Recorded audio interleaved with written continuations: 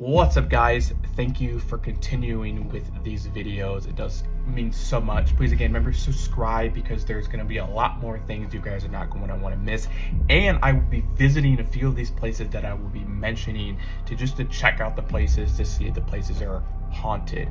Again, I am not trying to do this to hurt people's feelings or try to expose people, but I am trying to tell the truth to make sure people are not just believing everything they see. For example, Bigfoot. Come on. All right, so I mentioned about a ghost pretty much in the Thomas House Hotel. Again, if you have not heard anything about that, go to my previous video, which is part 2. But anyways, if you guys have watched the movies The Conjuring and the Universe that James Wan and a bunch of other people have done, like Annabelle, The Nun, and pretty much all those ghost stories, do you know every time they say it's based on true story, it's false? Hollywood just does that just to get you to watch the movie. All the stuff that actually happened in The Conjuring actually did not happen. Yes, there's a whole entire lawsuit on it, and there's apparently like this huge thing that went to the case, and this huge guy brought all these recordings and stuff and say, hey, listen, I did all this stuff. This is the actual truth. So Hollywood just does that because of money.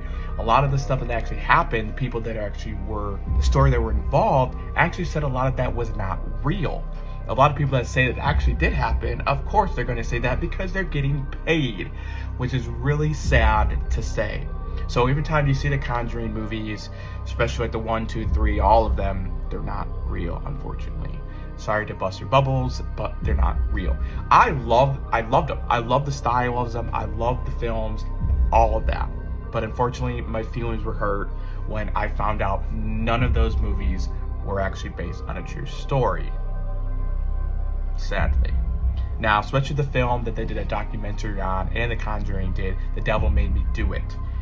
Actually, we found out the Warrens were actually telling the guy how to act, how to believe that he was actually possessed by an actual demon, which is sad and messed up.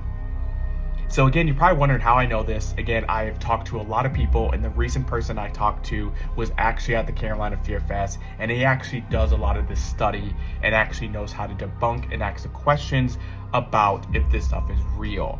So again, you believe what you want to believe, but I believe that a lot of this stuff is not real, which hurts my feelings because I wanted to believe it, but I've been to a lot of haunted places and nothing